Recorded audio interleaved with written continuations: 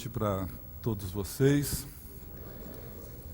É para mim uma alegria, um privilégio, uma honra retornar a essa igreja. Da outra vez foi também numa quarta-feira e é para mim assim, um privilégio estar de volta e dessa vez com um peso diferente, uma responsabilidade que me deixou mais preocupado do que de outras vezes, por dois motivos. O primeiro, claro, é o tema, e não só pela importância de olhar para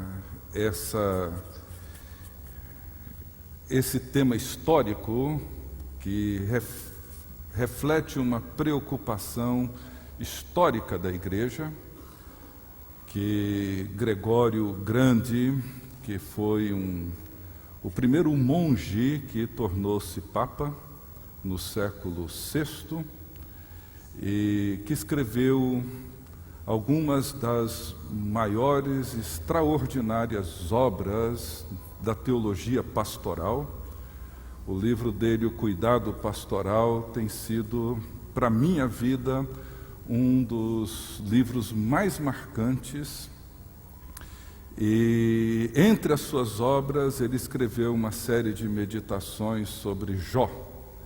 E foram a partir dessas meditações que ele faz essa lista dos 7 pecados, que eram temas antigos, na verdade, bem antes da era cristã, e que ele procura, de alguma maneira, identificar as origens mais primárias, as origens mais básicas da maldade do ser humano, do mal na humanidade. E então tratar desse assunto, particularmente desse tema da luxúria, não é um assunto tão simples, tão fácil, mesmo porque ele é extremamente abrangente. E a outra preocupação foi o fato de que é uma série com várias pessoas de diferentes lugares, e por não saber o que os outros já falaram, eu corro o risco de ser talvez redundante numa abordagem ou noutra. Eu peço antecipadamente desculpa aos irmãos e irmãs. Bem, o tema é sobre a luxúria. Imagino que dos 7 pecados, segundo Gregório, não é o mais importante, não seria o mais grave, não seria o mais danoso. Ele considerava o orgulho como um pecado muito mais danoso do que a luxúria. Mas, sem sombra de dúvida, é o pecado mais comum, é o pecado mais popular, é o pecado no qual todos nós, de uma forma ou de outra, lidamos com ele todos os dias, casados, solteiros, jovens, adolescentes. Todos nós, o tempo todo, temos uma coisa na cabeça que nos chama a atenção, que é o sexo. O tempo todo lidamos com isso. O tempo todo enfrentamos os nossos conflitos com isso. Com muita frequência, todos aqueles que têm um mínimo de formação moral sentem-se, de alguma forma, incomodados, às vezes culpados, na maioria das vezes frustrados, confusos em relação a esse tema. Isso tem sido assim ao longo da história, mas certamente isso nunca foi tão intenso, isso nunca foi tão visível, isso nunca foi tão próximo de todos nós como nos dias de hoje. A luxúria é esse desejo passional, egoísta, isso que nos leva e nos provoca a busca do prazer e às vezes de toda forma de prazer sexual, sensual. É dessa forma que a luxúria é considerada como um dos pecados capitais. Consiste nesse apego, consiste nessa busca, consiste nessa corrupção dos nossos desejos e, consequentemente, na corrupção dos nossos costumes. Envolve uma sexualidade desordenada, disfuncional, a lascívia, a sensualidade.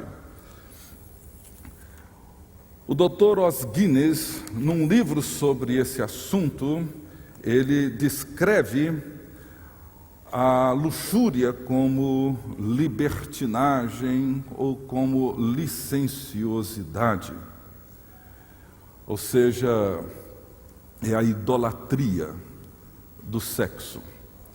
E talvez não há nada que hoje identifique mais a civilização ocidental do que a sua obsessão pelo prazer e a sua obsessão pelo sexo. Eu gostaria de ler em 1 Tessalonicenses capítulo 4, os versos 1 a 11, uma orientação de Paulo, uma exortação do apóstolo Paulo sobre a forma como nós devemos viver. 1 Tessalonicenses, capítulo 4, os versos 1 a 11, Paulo diz assim: Quanto ao mais, irmãos, já os instruímos acerca de como viver, a fim de agradar a Deus. E de fato, assim vocês estão procedendo. Agora lhes pedimos e exortamos no Senhor Jesus que cresçam nisso cada vez mais. Pois vocês conhecem os mandamentos que lhes demos pela autoridade do Senhor Jesus. A vontade de Deus é que vocês sejam santificados. Abstenham-se da imoralidade sexual. Cada um saiba controlar o seu próprio corpo de maneira santa e honrosa, não dominado pela paixão de desejos desenfreados, como os pagãos que desconhecem a Deus. Nesse assunto, ninguém prejudique seu irmão, nem dele se aproveite. O Senhor castigará todas essas práticas, como já lhe dissemos e asseguramos, porque Deus não nos chamou para a impureza, mas para a santidade. Portanto, aquele que rejeita estas coisas não está rejeitando o homem, mas a Deus, que lhe dá o seu Espírito Santo. Quanto ao amor fraternal, não precisamos escrever-lhes, pois vocês mesmos já foram ensinados por Deus a se amarem uns aos outros. E de fato, vocês amam todos os irmãos em toda a Macedônia. Contudo, irmãos, insistimos com vocês que cada vez mais assim procedam. Esforcem-se para ter uma vida tranquila, cuidar dos seus próprios negócios e trabalhar com as próprias mãos, como nós os instruímos, a fim de que andem decentemente aos olhos dos que são de fora e não dependam de ninguém. Essa é a instrução de Paulo.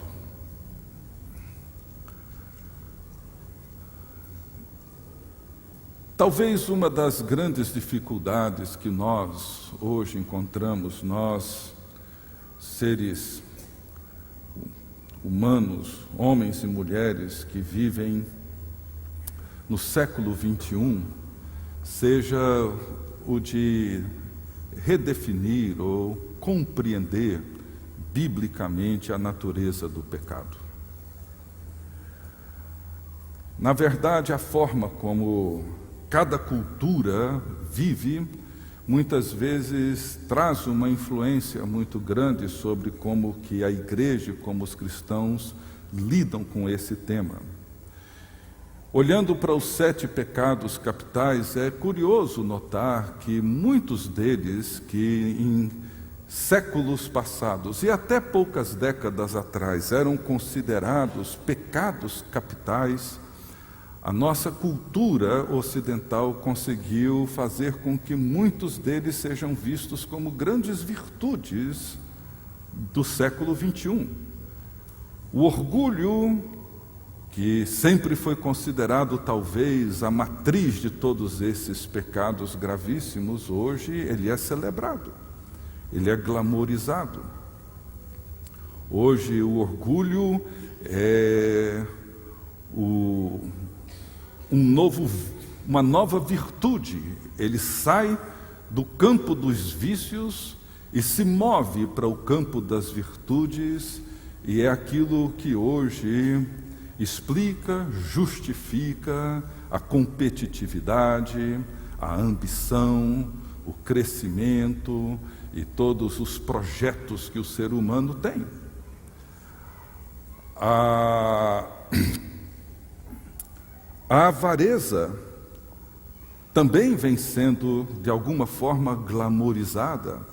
As pessoas competindo para ver quem tem mais, quem ganha mais, quem acumula mais, quem consegue construir e levantar um patrimônio maior, quem consegue segurar mais. E cada vez percebemos que a solidariedade tem os seus momentos de grande manifestação e comoção pública, mas no dia a dia temos nos tornado pessoas extremamente egoístas.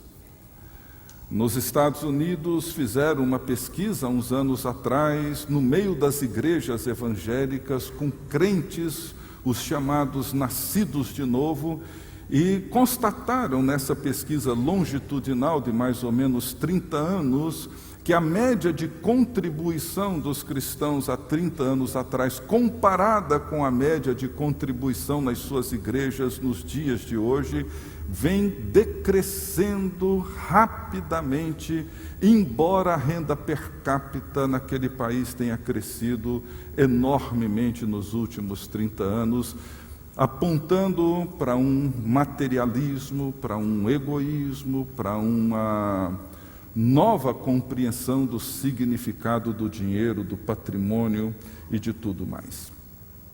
Então, hoje nós vivemos uma certa dificuldade, até mesmo quando falamos sobre a luxúria, porque essa idolatria do sexo, ou essa valorização dos desejos e das paixões, vem sendo uma das grandes marcas da nossa civilização, tanto da propaganda, no comércio, nos programas que você assiste, nas revistas que você vê.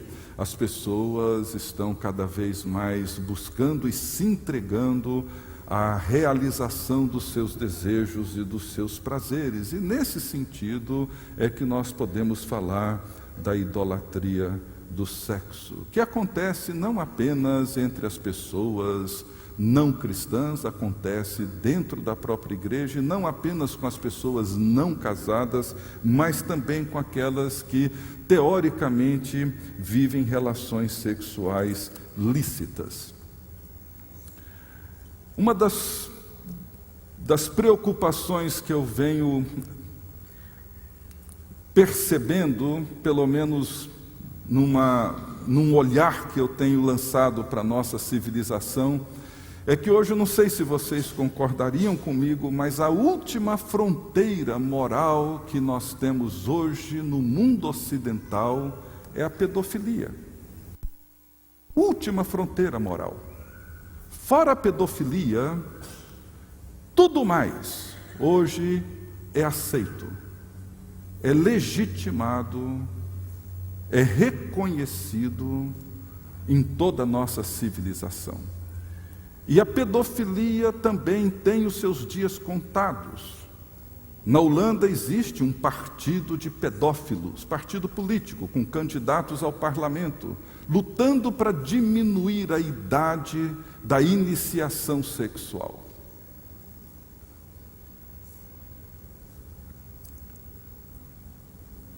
Portanto, hoje, o que você vê, a única preocupação que você encontra dentro da nossa civilização é com esse tema. Os outros temas, as outras agendas envolvendo os desejos, envolvendo a sexualidade, foi completamente acolhido e legitimado. O lugar do sexo na nossa cultura, desde a revolução sexual dos anos 60, vem sendo intensificado. E a grande mentira que vem embutido nessa propaganda é de que a felicidade nossa, minha e sua hoje, depende de sermos sempre sexualmente atraentes e sexualmente realizados. E isso traz desdobramentos noutras áreas, porque numa cultura cada vez mais obcecada por isso, cultua-se o prazer, e por causa desse culto ao prazer, nós encontramos todos os seus desdobramentos, como essa obsessão pela beleza física, a busca pelo sucesso, a busca pelo poder. Há uma passagem bíblica que me chamou muita atenção um tempo atrás.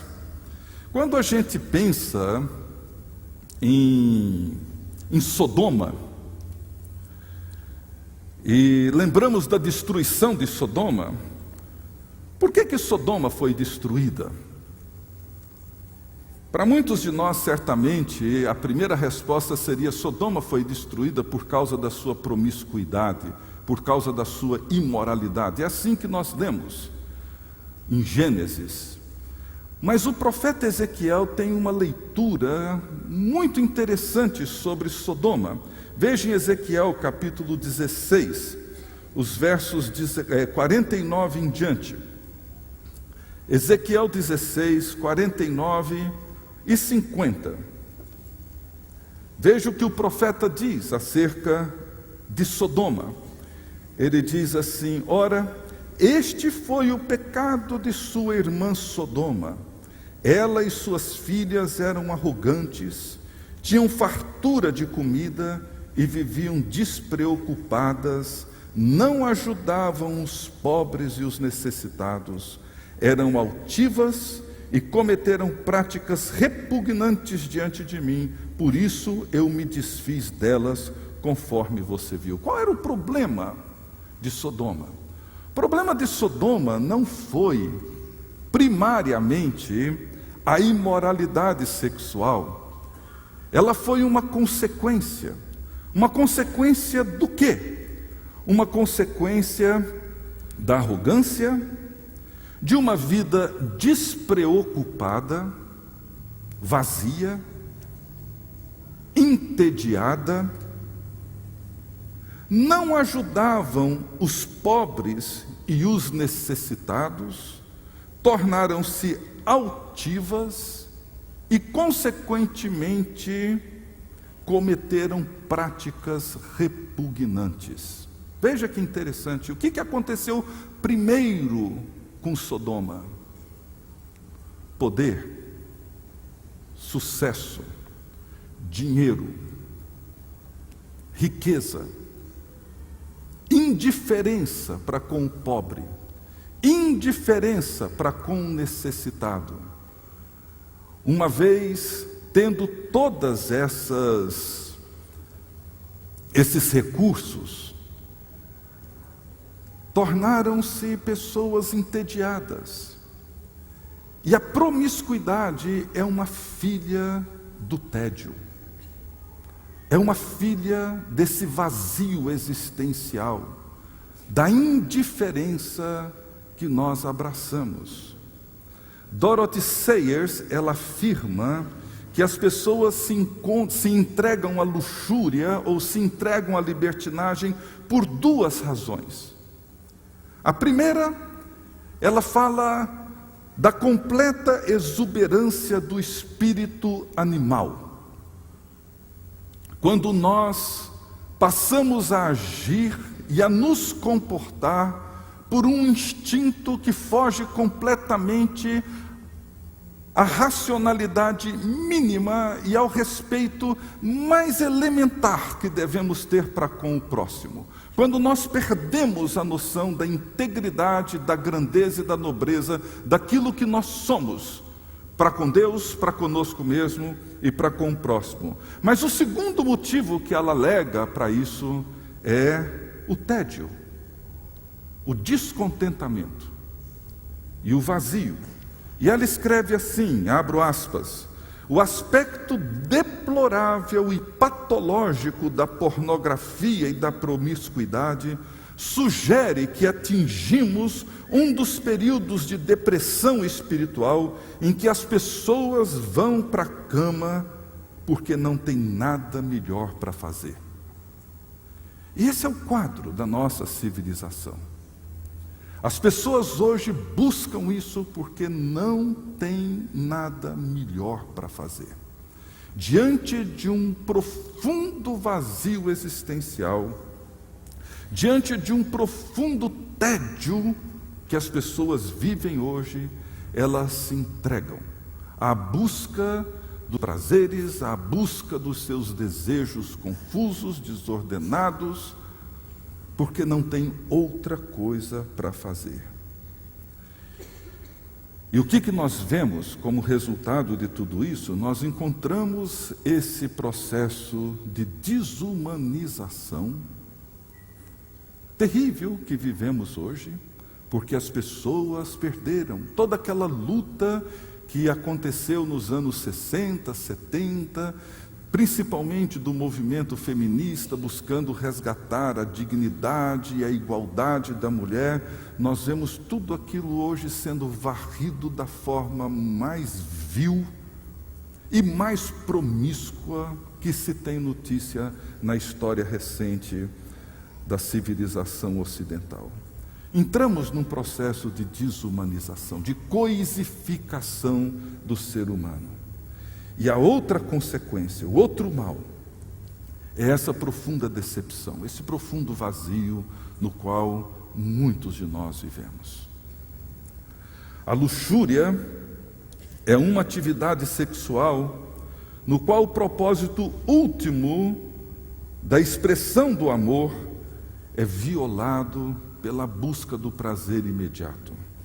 Isso é a declaração do Dr. Os Guinness sobre a sua preocupação com esse tema. Ou seja, nós abandonamos a busca e a necessidade do amor em troca de uma experiência rápida, de uma experiência egoísta, frugal, para atender às demandas e os caprichos de um ego insatisfeito, entediado, vazio, que não encontra outra coisa para fazer e nada que lhe preencha a alma, nada que lhe dê sentido, nada que lhe dê significado, a não ser a sua idolatria sexual, as suas paixões e a sua busca pela satisfação de tudo isso. Eu me lembro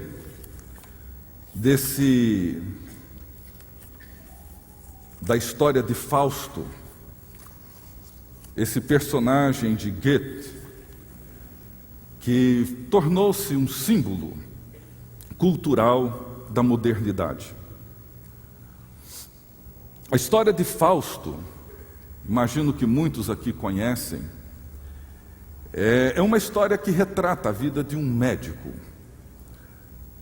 um intelectual alemão que, entediado e desiludido com o conhecimento, com a fama e com toda a riqueza que não lhe deram significado, desiludido com a vida que para ele já não tinha mais sentido, ele fez um pacto com um demônio chamado Mefistófeles. E esse demônio então se oferece para atender todos os desejos e satisfazer todos os caprichos de Fausto nos próximos 24 anos da sua vida. E nesses 24 anos ele permanece sem envelhecer e se entrega a todo tipo de prazer, se entrega a todo tipo de orgia, em virtude do pacto que fizera com esse demônio. E no fim deles, ele é levado para o inferno e para a morte. É interessante que no meio desse processo, desse tempo, ele conhece uma moça, por quem ele se apaixona, mas uma moça que não cede aos seus apetites animalescos, uma moça disposta a amar e a se deixar ser amada. E ele luta desesperadamente para ver se ela consegue desfazer aquele pacto, mas ela não tinha esse poder, e ele acaba então terminando os seus dias como um animal, como um ser humano que perdeu toda a sua grandeza e toda a sua dignidade. Essa busca obsessiva da nossa civilização pelo prazer e pela autorrealização tem levado o ser humano a pagar um preço muito alto para consegui-la. Nesse vale tudo da satisfação imediata, as pessoas se entregam sem limites e sem controle, seja à dieta ou ao sexo, ao consumo ou à malhação, expondo o corpo e a alma aos demônios modernos que se oferecem para atender todos os seus desejos e todos os seus caprichos. Tudo é feito com intensidade, sem qualquer uso da razão, sem qualquer consciência de bom senso, com um custo espiritual, emocional e físico elevadíssimos.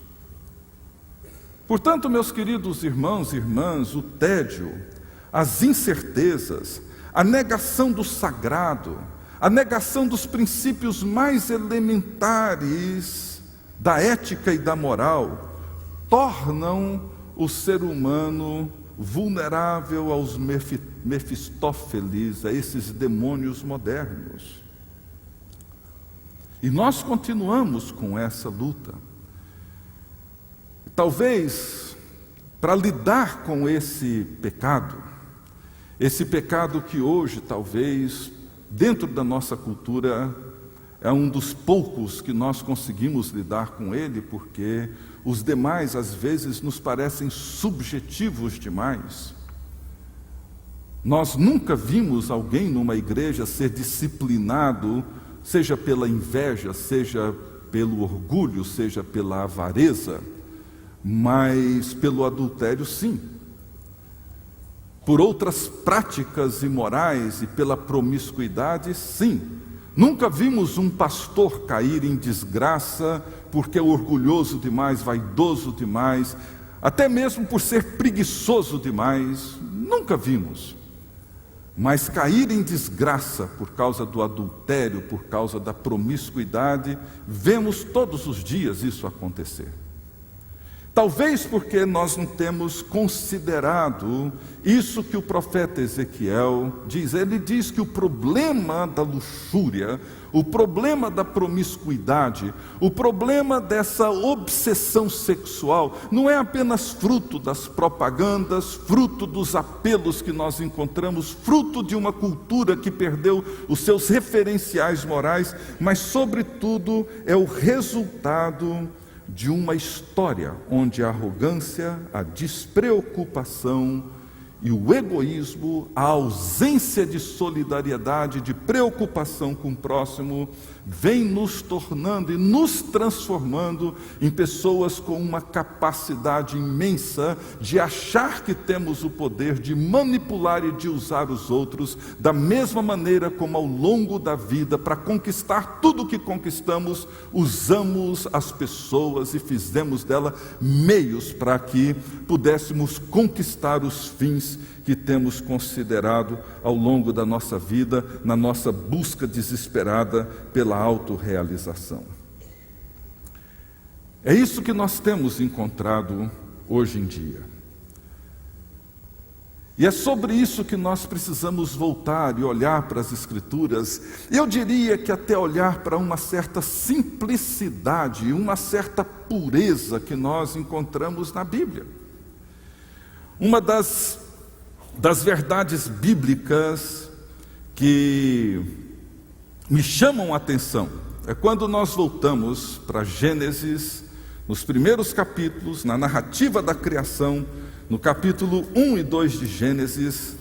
É interessante, vale a pena rever e reconsiderar, quando em Gênesis 1, 27, diz a Bíblia que Deus criou o homem à sua imagem, a imagem de Deus o criou, homem e mulher os criou, e Deus os abençoou e lhes disse: sejam férteis e multipliquem-se. E no capítulo 2, o verso 18, ele diz assim: então o Senhor Deus declarou: não é bom que o homem esteja só, farei para ele alguém que o auxilie e lhe corresponda.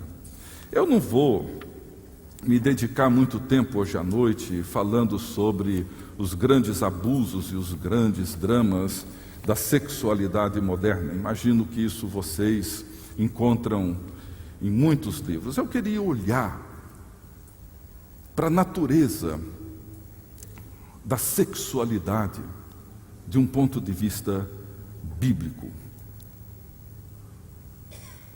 Como que Deus nos desenhou? Com que propósito Deus nos criou como homens e mulheres, macho e fêmea? Como que a compreensão dessa natureza divina impressa em nós, ao nos criar à sua imagem e semelhança, nos ajuda a enfrentar e a resistir à pressão que a cultura impõe sobre nós. Para a vida de todos nós, dos nossos jovens, dos nossos adolescentes, de nós, homens e mulheres, casados,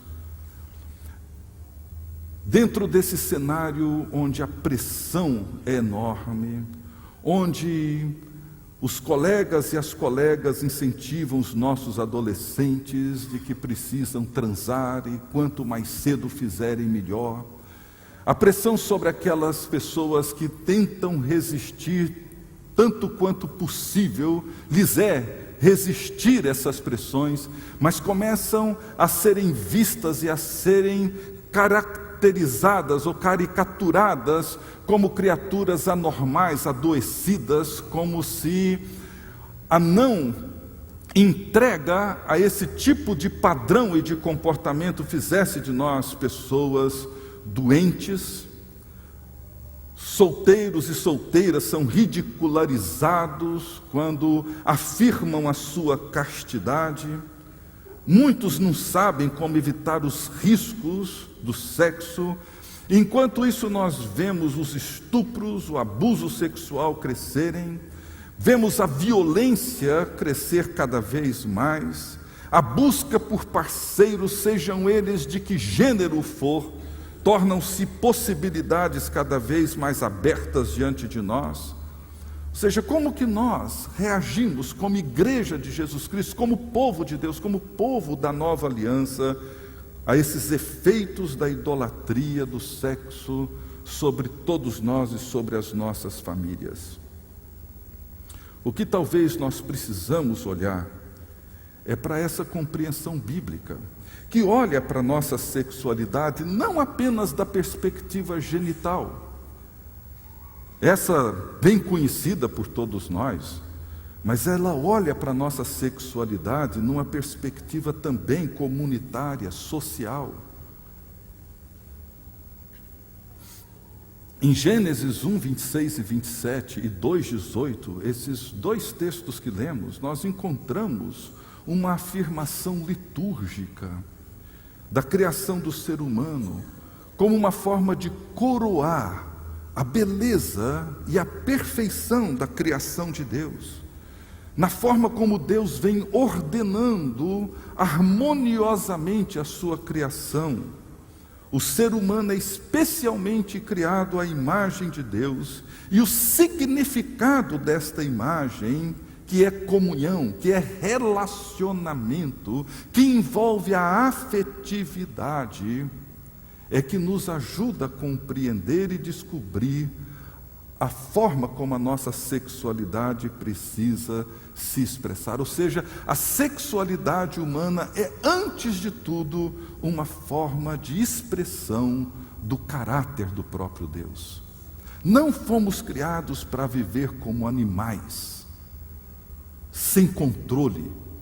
Fomos criados para viver como homens e mulheres criados à imagem e semelhança do Criador. Nós precisamos encontrar na nossa masculinidade ou na feminilidade uma forma de nos identificarmos com o nosso Criador.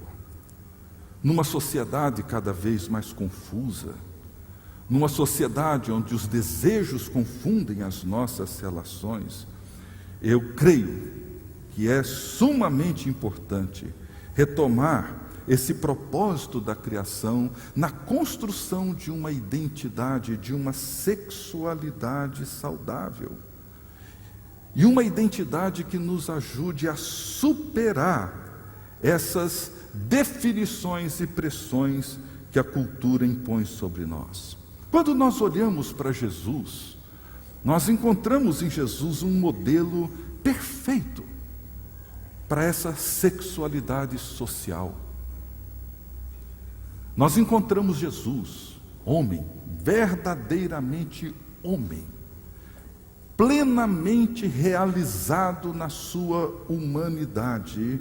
Nós encontramos em Jesus uma expressão extraordinariamente bela da sua ternura, da sua generosidade para com todas as pessoas, particularmente para com aquelas pessoas mais rejeitadas, mais marginalizadas.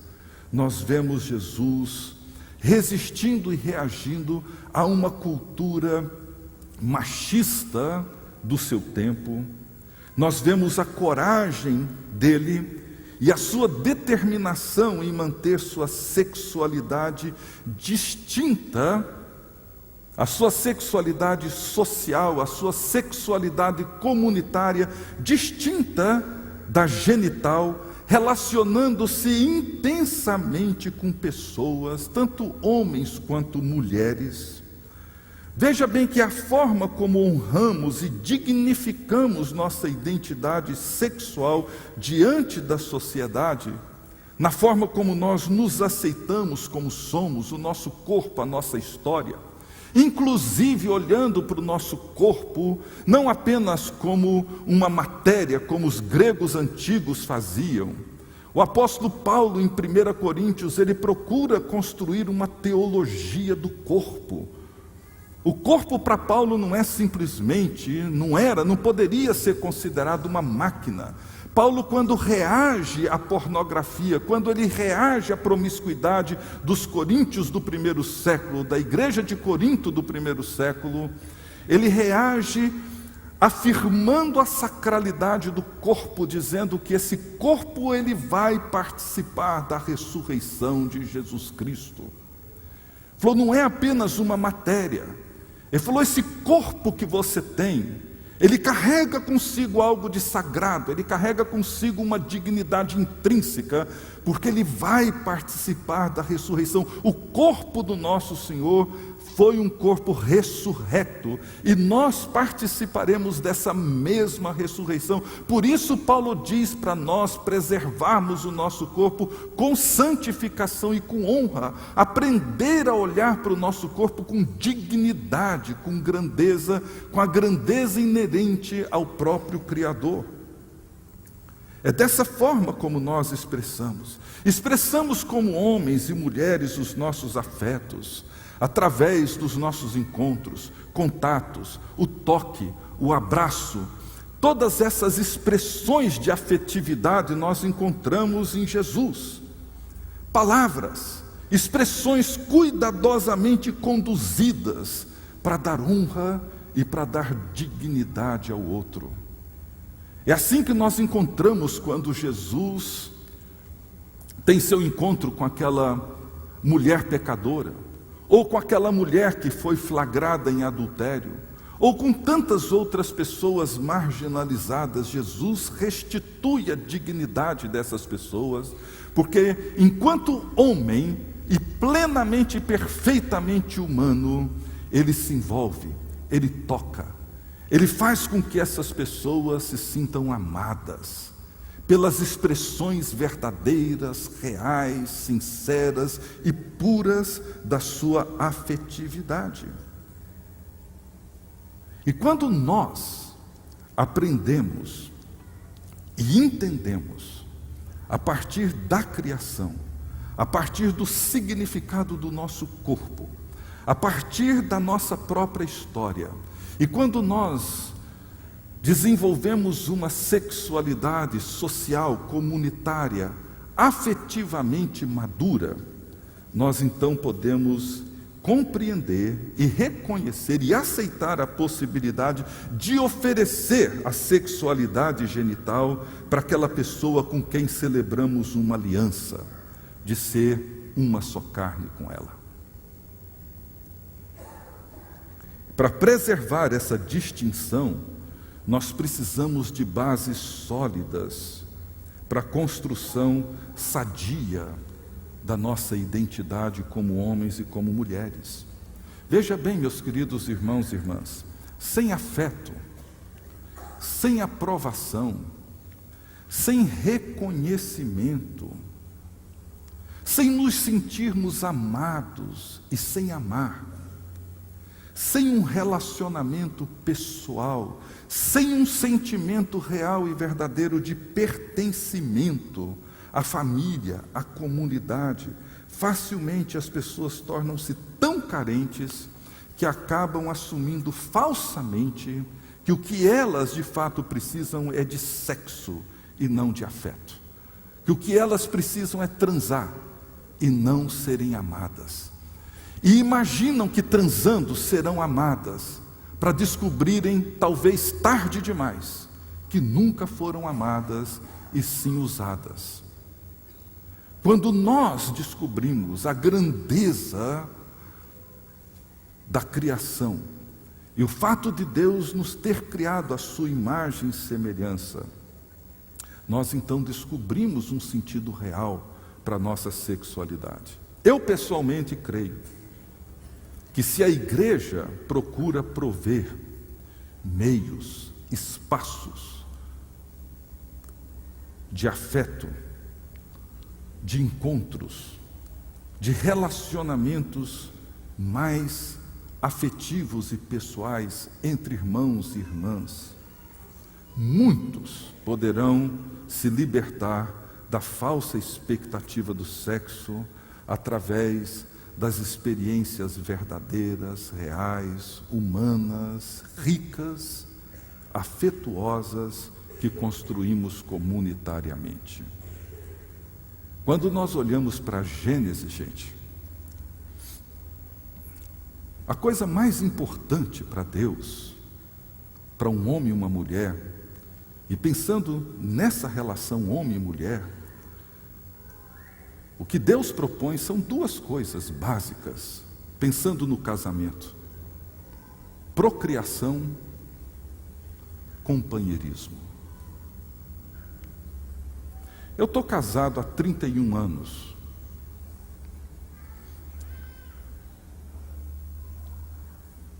E eu posso dizer para vocês que o que preserva o meu casamento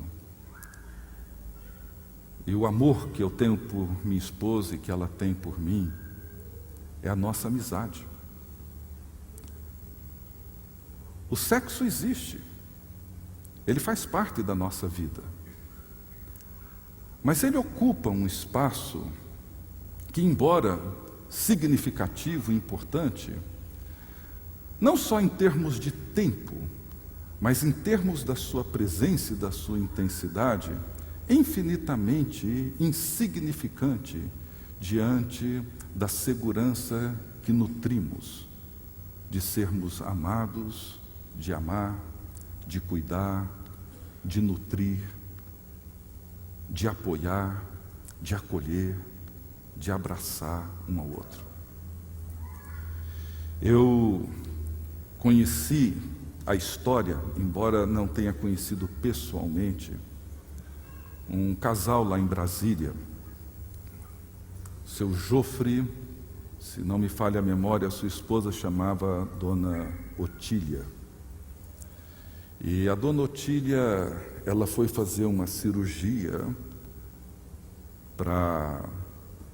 por causa de uma pálpebra caída, ela ainda nova, e por complicações na cirurgia, não sei se na anestesia, ela entrou em coma. Depois de 3 meses, entubada, decidiram tirar os tubos, os órgãos dela vitais estavam funcionando, coração, tudo mais. Depois de um tempo ela teve alta, embora ainda sem despertar, no estado de coma, e daí ela foi para casa. E ficou em casa. E o seu Jofre passou então a cuidar dela. Cuidava da sua higiene pessoal. Ele conta que aprendeu a tocar gaita, porque achava e sentia que tocando para ela todas as noites, ele percebia que aquilo fazia bem para ela. Ele compunha poemas, e todos os dias, ou de quando em quando, ele os lia para ela, além de orar com ela, ler a Bíblia. O tempo passou, ele já não conseguia mais cuidar da higiene pessoal dela, tinha alguém para fazer isso, mas ele não desgrudava dela.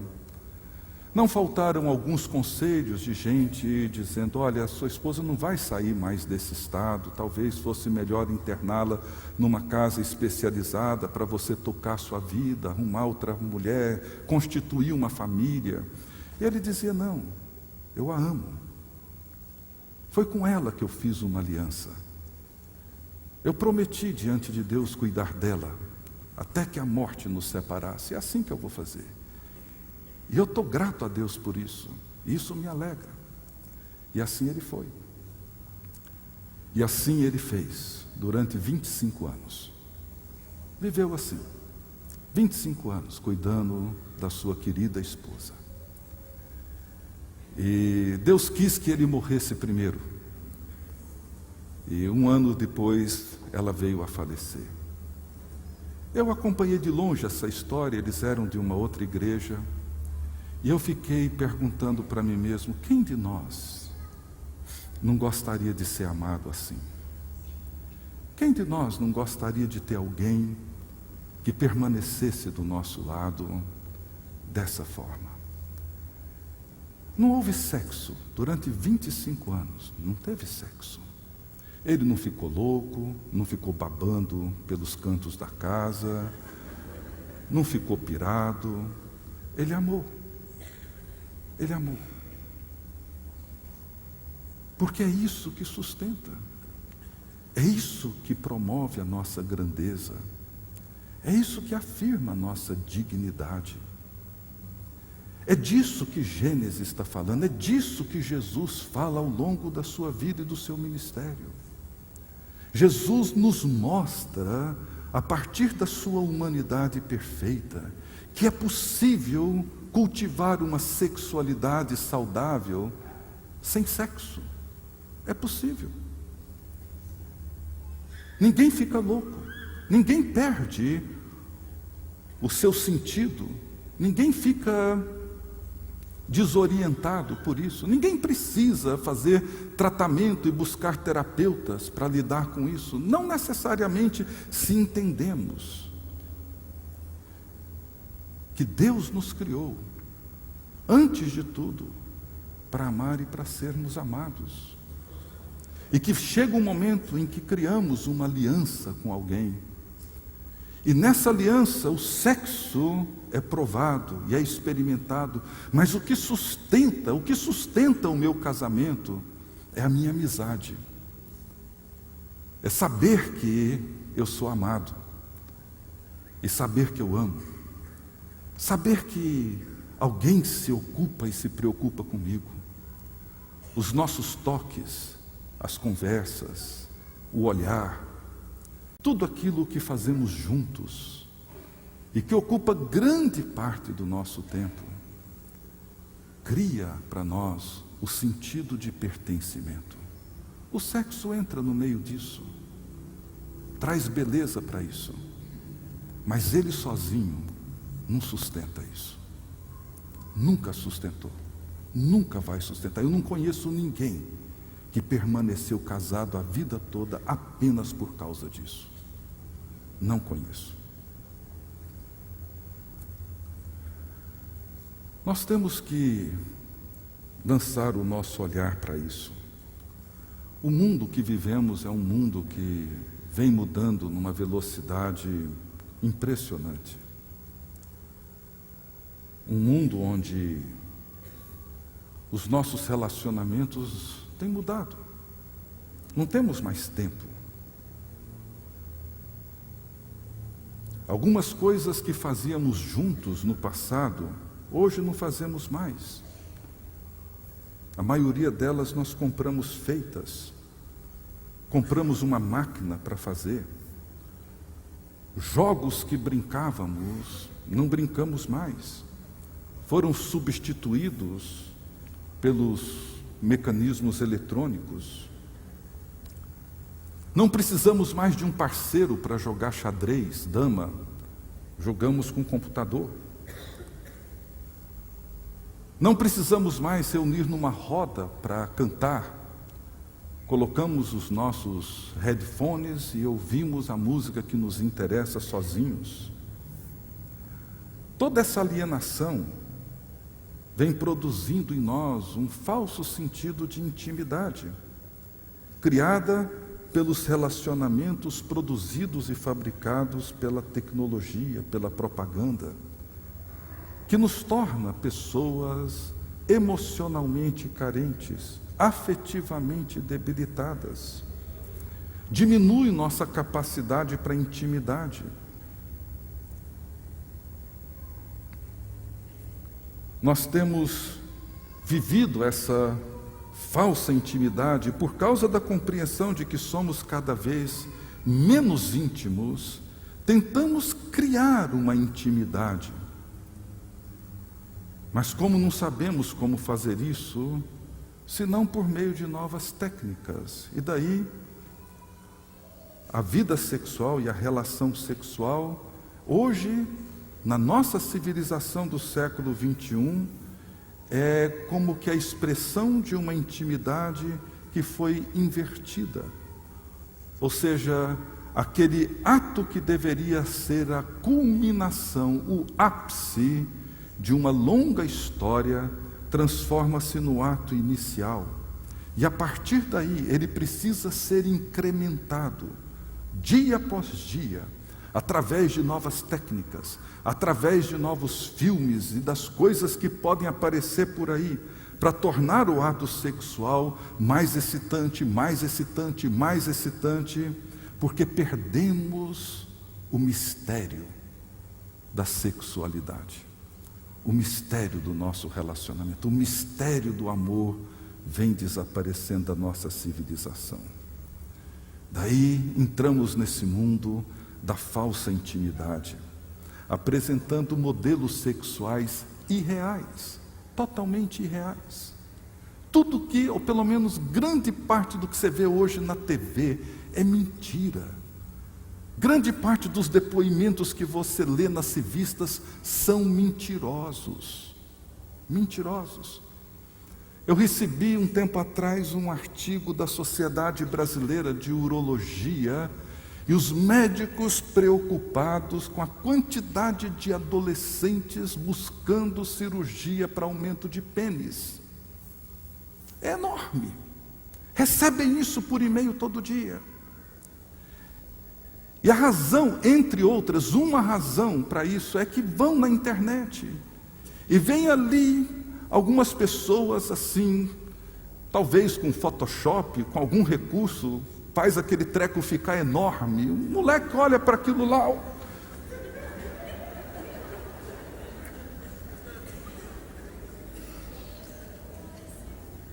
Daí o sentimento de inadequação, o sentimento de frustração, o medo de entrar num relacionamento é muito grande. Conversando um tempo atrás com uma psicóloga amiga minha, dizendo que muitos jovens que a procuram por conta da homossexualidade entraram nela por medo de não conseguir atender às expectativas de uma garota. Por quê? Por causa das mentiras que ouvem. Você assiste um filme, eu recebo tantos casais frustrados com a vida sexual, porque vêm filmes, e aquele sexo que dura um tempão, vai aqui, vira, sobe, desce, vai. Termina, dormem, o cara acorda, aquela moça bonita, deitada, acordando, o cara dá um beijo na boca, diz eu te amo. Se eu beijar minha esposa de manhã, disser para ela eu te amo, assim, bem no rosto dela, é um assassinato, Isso não acontece. Isso não é real. Isso não existe. Não existe. Mas o fato é que o mundo hoje consegue construir essas imagens, consegue construir esses absurdos, e nós acreditamos neles. Acreditamos que é possível aquela transa monumental, acreditamos que é possível você experimentar um amor estonteante numa relação frugal. Não é possível, as coisas não acontecem assim. E nós temos nos perdido com tudo isso. Deus nos criou como homens e mulheres, à sua imagem e semelhança. Nos criou para amar e sermos amados. Ele disse, olha, procriem, tenham filhos e sejam amigos. O resto vai acontecer, não precisa preocupar. Nós somos chamados para expressar os nossos afetos, a nossa amizade, criar laços, vínculos de comunhão. Deus nos criou como seres sexuados, e isso nos torna capazes de entrar num ato sexual, numa relação única, de um homem com uma mulher, numa relação estável, fiel, permanente, como símbolo da aliança que Deus estabelece com a sua criação. É este modelo, é dentro desse modelo que encontramos a possibilidade do mistério do amor, da segurança, da estabilidade, da confiança, do espaço para receber os filhos que virão para o mundo. Agora, o pecado corrompeu esse projeto. Ao longo da história bíblica, nós vemos esses modelos confusos, essa tentativa de superar os vazios através do adultério. Sodoma, filhas de Ló, Davi, Salomão. Há um anseio da alma humana que só pode ser satisfeito em Cristo e só será plenamente satisfeito na redenção final. Nós sabemos que não existe plenitude absoluta sem redenção absoluta. E para enfrentar o pecado, nós precisamos reconhecer a necessidade de renunciar, a necessidade de resistir, a necessidade de optar pelo reino, a necessidade de optar pelos nossos afetos e comunhão e relacionamento, resistir ao imediatismo das nossas satisfações, reconhecer que fazemos parte de uma sociedade caída, que participamos de uma comunidade que peca,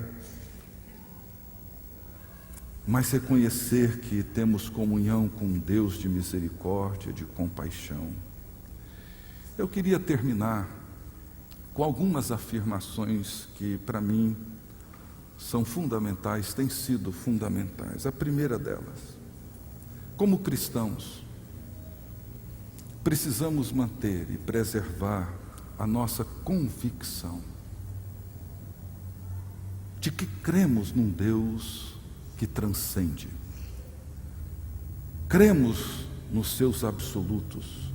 Cremos numa ordem que Ele estabeleceu a partir da criação, a partir do reino de Deus que se manifestou em Cristo Jesus. Cremos nesse reino presente, real, esse reino já presente e ainda não consumado. E cremos que o sentido da vida se dá a partir desse reino. Cremos num Criador pessoal.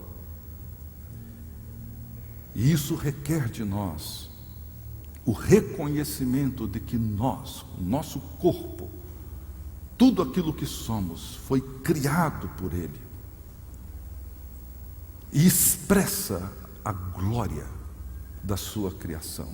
E qualquer tentativa de usar a criação de Deus para fazer aquilo para o qual Deus não a criou, nós estamos blasfemando do nome de Deus. É por isso que Paulo diz que quando alguém se une a uma prostituta ou a um prostituto, torna-se uma só carne com ele.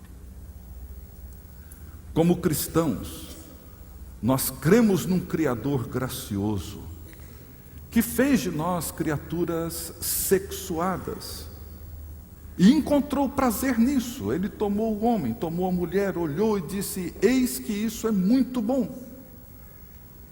E nós cremos que se entendemos e se correspondemos à natureza do Criador para nossa sexualidade, encontraremos mais plenitude na vida e mais satisfação.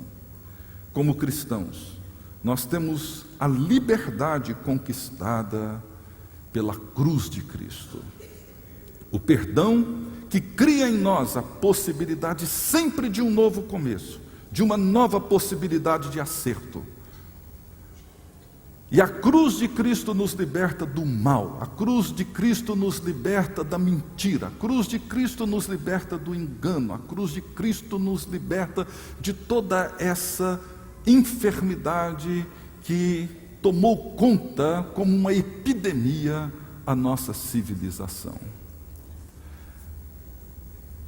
Bonhoeffer escreveu um livro chamado Custo do Discipulado. Todas as vezes que a gente olha para o chamado para o discipulado, eu vejo as pessoas falando do custo de ser discípulo de Jesus. Não é verdade? Quando Jesus diz para amar o inimigo, para amar o próximo, para isso, para perdoar, todo mundo olha para isso e diz: nossa, isso é muito difícil. Quando olhamos então para a cruz, renuncie a si mesmo, tome a sua cruz, vem, é um custo pesado. Mas eu tenho pensado em escrever um livro sobre o custo do não discipulado. Vocês já imaginaram o custo que é não seguir a Cristo? Já pensaram nisso? Se é difícil amar, e pense no custo de não amar. Pense. Se você acha que é muito difícil honrar pai e mãe, pense em não honrá-los, e você vai ver uma quantidade enorme de gente se arrastando enferma pela vida toda, por conta de mágoas não tratadas, não resolvidas.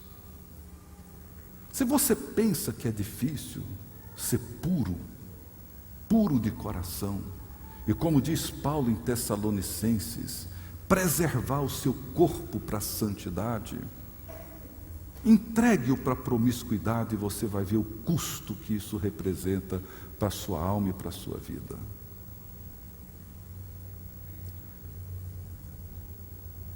Somente como cristãos nós podemos experimentar a graça e o poder do Espírito Santo para sermos homens e mulheres íntegros na nossa sexualidade. E dessa forma, nós podemos enfrentar o modelo imposto pela sociedade moderna e reconhecer que fomos criados para alguma coisa muito maior. Tem uma frase de C.S. Lewis que eu gosto muito. C.S. Lewis dizia que o nosso grande problema não são os nossos desejos, nem a repressão deles.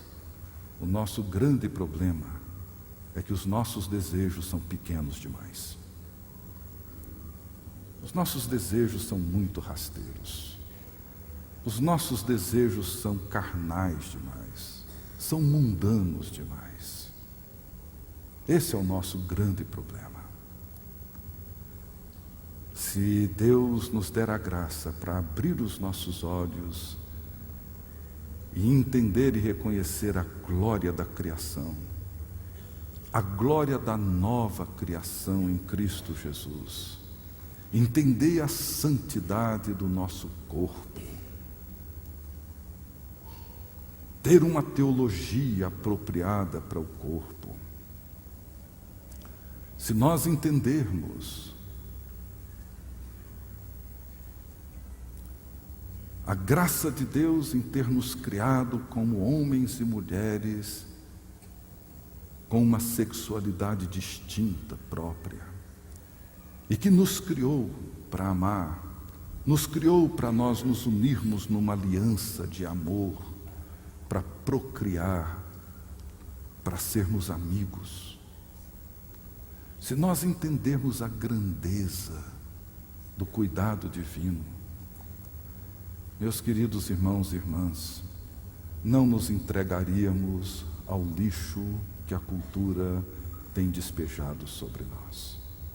É triste ver como homens e mulheres, jovens e adolescentes têm hoje permitido que esse lixo cultural determine a dignidade da sua vida. Deus nos criou para algo muito maior e podemos experimentar tudo isso. Eu vou terminar por aqui, acho que já fui longe demais, mas espero que Deus abençoe todos vocês. Espero que a igreja, e essa é a minha oração, seja para a civilização, para a cultura que nós vivemos, uma voz de esperança. Aquilo que Nietzsche afirmou no século XIX e diagnosticou como a doença desse século, que acabou se transformando nesse eixo temático do problema capital da nossa civilização, que ele expressou na morte de Deus.